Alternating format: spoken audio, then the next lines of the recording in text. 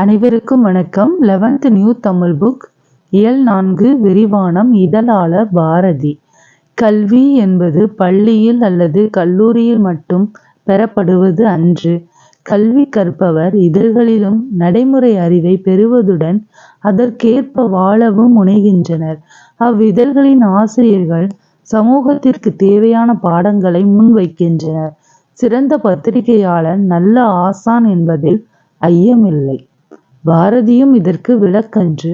செம்மொழியாக திகழும் நம் மொழி புதிய நடையும் புதிய உடையும் புதிய பொருளும் கொண்டு எழுச்சியுடன் திகழ காரணமாக அமைந்த தமிழ் சிற்பி பாரதியின் மற்றொரு பரிமாணம் இதழியல் பணி. 10/10/2018 10:15 முற்பகல். அன்புசால் அப்பாவிற்கு. கடிதம் எழுதுவதை மறந்து போன இன்றைய சூழலில் அத்தனையும் பேசிவிட முடியாத கால பெரு இடைவெளியில் இதை எழுதுகிறேன். இப்பொழுது மின்னஞ்சல் வசதி இருப்பதால் கடித தொடர்பில் ஏற்பட்ட பெரும் இடைவெளி குறைந்தது. சிறு வயதில் எனக்கு பாரதியின் கவிதைகளை அறிமுகப்படுத்தியவர்கள் நீங்கள்தாம். மகாகவி என்ற பேரொளியில் பாரதியின் பல பரிமாணங்கள் மறைந்துள்ளன என நீங்கள் அடிக்கடி கூறுவீர்கள். அண்மை காலமாக பாரதியின் இதழியல் பணி பற்றிய நூல்களை படித்து வருகின்றேன். இதை தங்களிடம் பகிர்ந்து கொள்ளவே இம்மின்னஞ்சல்.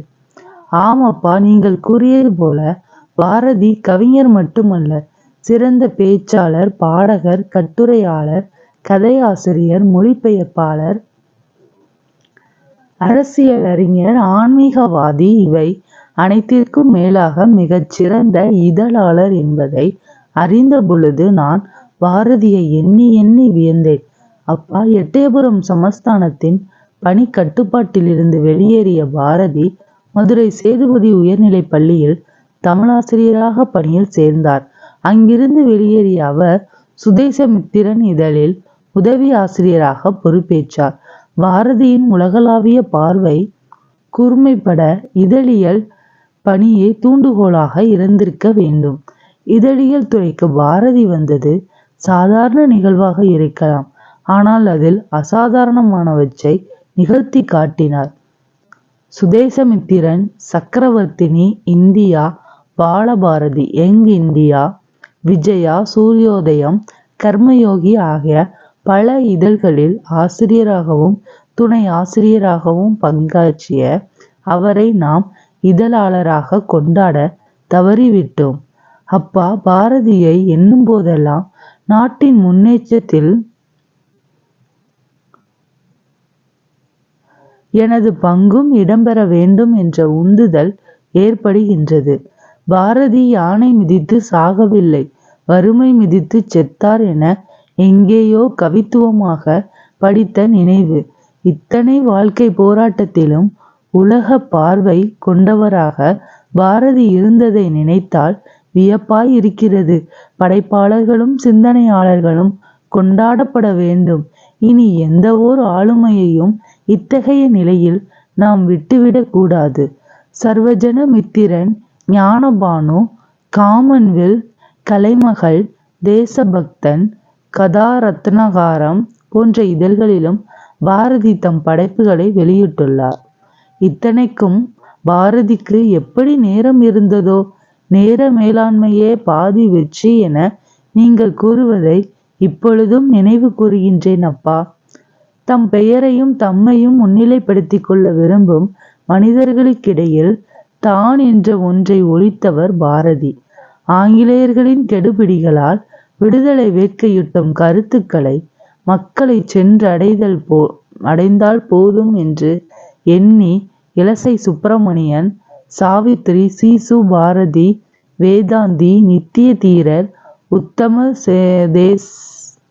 தேசாபிமானி, ஷெல்லிதாசன், காளிதாசன், சக்திதாசன், ரிஷிகுமாரன், காசி, சரஸ்வதி, பிஞ்சு காளிதாசன், கிருஷ்ணன் என பல புனைப்பெயர்களில் எழுதியுள்ளார். ஸோ இந்த மாதிரி பேர் வச்சு அவர் நிறைய எழுதியிருக்கிறாங்க. கருத்துடன் காட்சியும் இடம்பெறுவது வாசகர்களை கவரும் தானே அப்பா. பாரதி அன்றே தாம் பணியாற்றிய இதழ்களில் கருத்து படங்களையும் கேலி சித்திரங்களையும் வெளியிட்டுள்ளார். தமிழ் இதழியல் துறையில் முதலாக கருத்து படங்களை அறிமுகப்படுத்தியவர் பாரதி தானே. லண்டன் பஞ்ச், இந்தி பஞ்ச் முதலிய கருத்து படங்களை கொண்ட இதழ்களை பார்த்த பாரதி தமிழில் சித்ராவளி என்ற பெயரில் கருத்து படங்களை மட்டுமே கொண்ட இதழ் ஒன்றையும் நடத்த விரும்பினார். இதை செயல்படுத்த முடியாவிட்டாலும் இந்தியா விஜயா ஆகிய 2 இதழ்களிலும் கருத்து படங்களை வெளியிட்டார். காட்டின் நெருக்கமான வழிகளில் யானை நடக்கும் தடத்தை பின்பற்றி பிற விலங்குகளும் அப்பாதையில் சுலபமாக நடக்கும். அதே போலவே இதழியலில் பாரதியின் தடம் பற்றி நடந்தவர்கள் பலர் இருந்தனர். அவர்களுள் பாரதியிடம் துணையாசிரியர்களாக பணியாற்றியவர்களான பி. சுப்பையா, ஹரிஹரர், என். நாகசாமி, வ. ராமசாமி, பரளி சு. நெல்லையப்பர், கனகலிங்கம் போன்றோர் குறிப்பிடத்தக்கவர். ஆங்கில கலப்பின்றி தமிழ் பேசுவதையே வியப்பாக பார்ப்பவர்களுக்கு இடையில் தமிழ் இதழ்களில் தமிழ் ஆண்டு, திங்கள், நாள் ஆகியவற்றை முதலாக குறித்தவர் பாரதி. அவரது மூச்சும் பேச்சும் பணியும் தமிழின் வளர்ச்சியை முன்னிட்டே இருந்திருப்பது என் போன்ற இளையோருக்கு இன்றைக்கு நினைத்தாலும் பெரும் ஊக்கமாக உள்ளது. அப்பா, உங்களுக்கு ஒன்று தெரியுமா?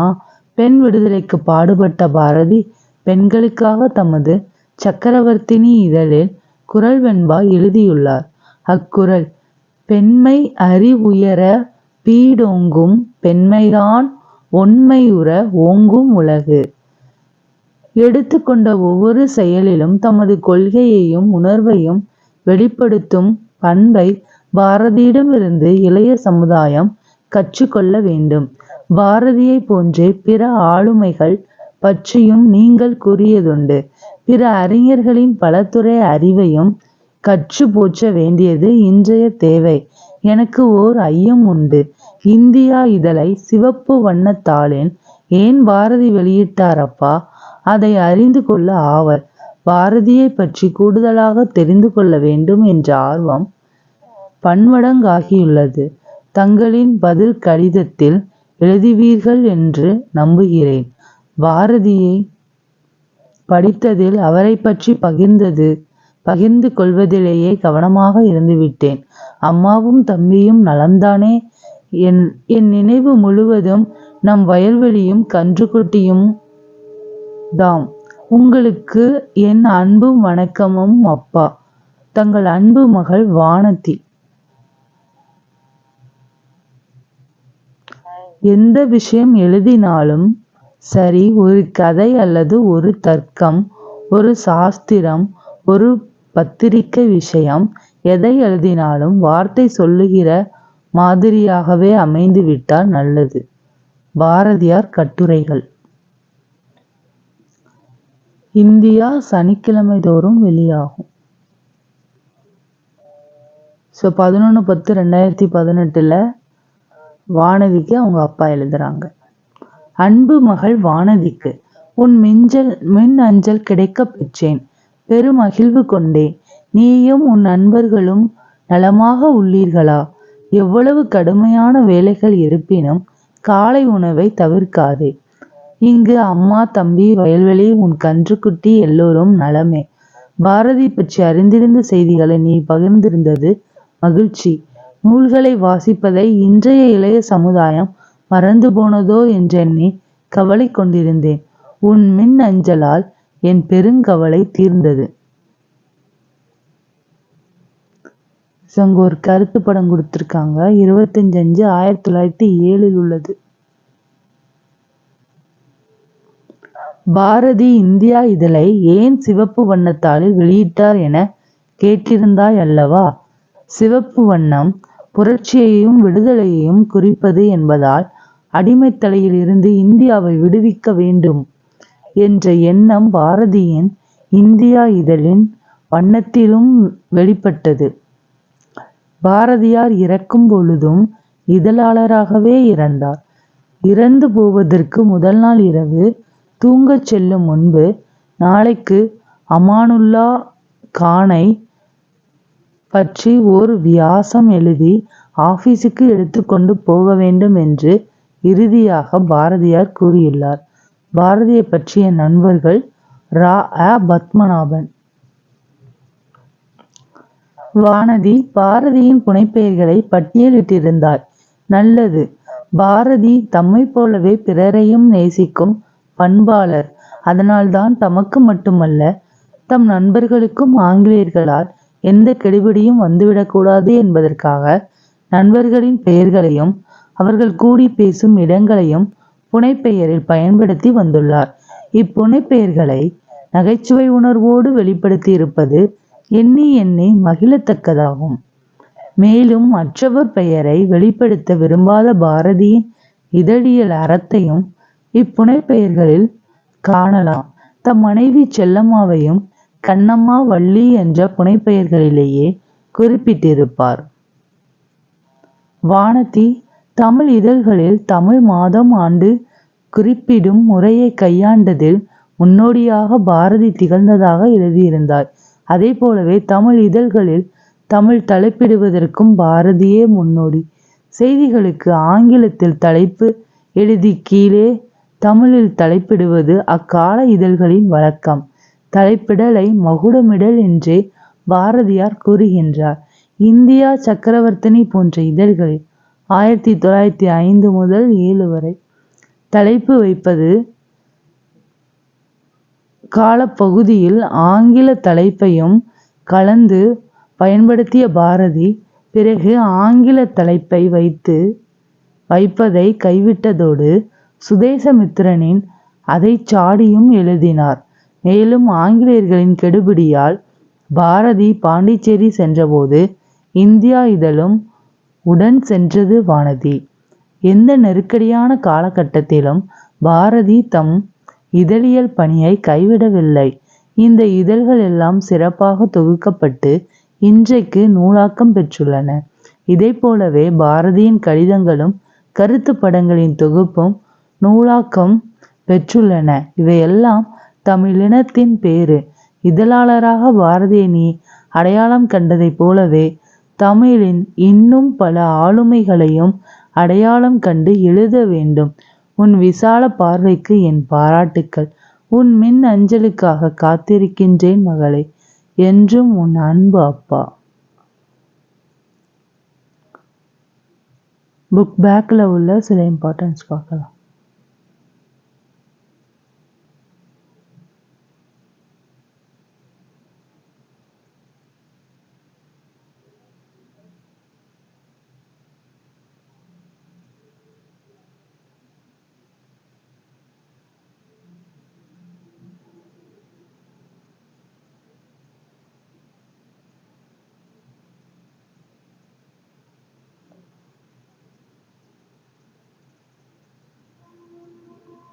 மொழியை ஆள்வோம் சான்றோர் சித்திரம்.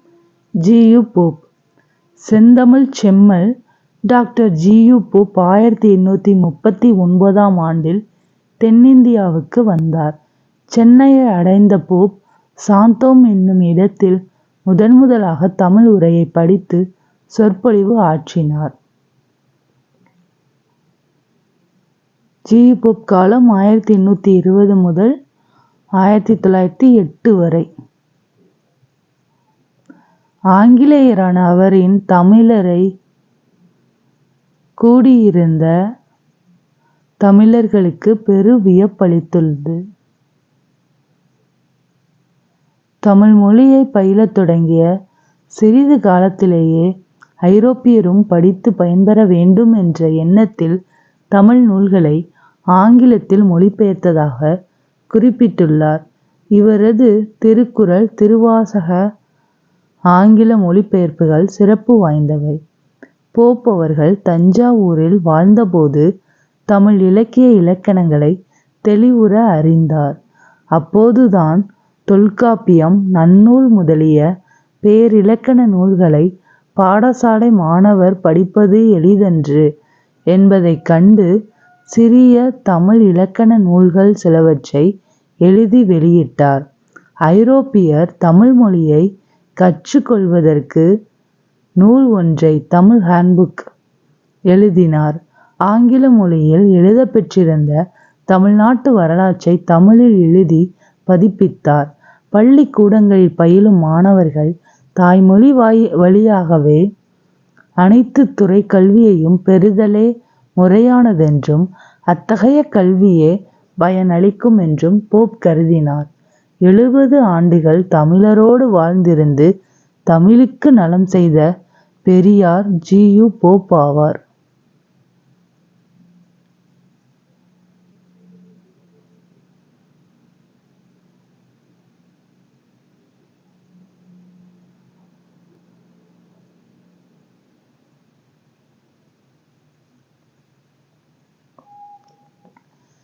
கல்வி என்றால் என்ன? அது நூல்களை படிப்பதா அல்லது பல வகையானதை குறித்த அறிவா?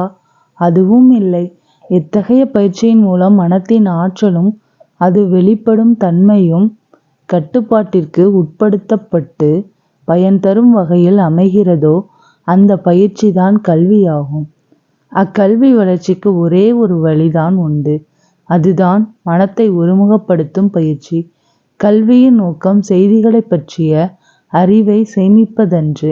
கல்வியின் நோக்கமே மனத்தை ஒருமுகப்படுத்துவதுதான். மன ஒருமைப்பாடே கல்வியின் அடிப்படை. எல்லோரும் தங்கள் அறிவு வளர்ச்சிக்கு அம்முறையைத்தான் பின்பற்றி ஆக வேண்டும். மனத்தை ஒருமுகப்படுத்தும் அளவுக்கு அறிவும் வளரும். இயற்கையால் மூடப்பட்டிருக்கும் அறிவுச் சுடரை திறப்பதற்கு இது ஒன்றே சிறந்த வழியாகும். மனிதன் தன் சக்தியை 100க்கு 90 விழுக்காடு வீண் செய்து விடுகிறான். இதனால்தான் அவன் அடிக்கடி தவறுகள் செய்கிறான். பண்புடைய மனத்தை பெற்றவன் ஒரு தவற்றையும் செய்ய மாட்டான். மனிதனுக்கும் விலங்குக்கும் உள்ள முக்கிய வேறுபாடு மனத்தை ஒருமுகப்படுத்துவதில்தான் இருக்கிறது. எத்துறையிலும் வெற்றி பெறுவது இதை பொறுத்துத்தான் அமைகிறது. இசை, ஓவியம், சிற்பம் முதலிய எல்லா கலைகளிலும் சிறப்பாக தேர்ச்சி பெற செய்வது மன ஒருமைப்பாடுதான். மேலும் உலகத்தின் புதிர்களை மூடி வைத்திருக்கும் கதவுகளை திறக்கக்கூடிய வலிமையை நாம் பெற வேண்டும். இவ்வலிமையை நமக்கு அளிக்கக்கூடியது மன ஒருமைப்பாடுதான். அதுவே கல்விக்கு அடிப்படையாகும். சுவாமி விவேகானந்தர் கல்வியை பற்றியது. பெண்ணுக்கு ஞானத்தை வைத்தான் புவி வேணி வளர்த்திடும் ஈசன். மண்ணுக்குள்ளே சில மூடர் நல்ல மாதர் அறிவை கெடுத்தார். கண்கள் இரண்டினில் ஒன்றை குத்தி காட்சி கெடுத்திடலாமோ? பெண்கள் அறிவை வளர்த்தால் வையம் பேதைமை அற்றிடும் காணீர். பாரதியார்.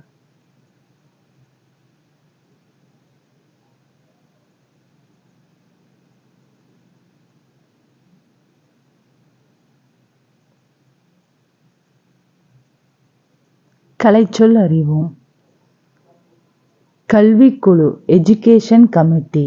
உள்கட்டமைப்பு இன்ஃப்ராஸ்ட்ரக்சர். செம்மொழி கிளாசிக்கல் லாங்குவேஜ். மூதாதையர் ancestor. மதிப்பு கல்வி வேல்யூ எஜுகேஷன். மன ஆற்றல் மென்டல் எபிலிட்டிஸ்.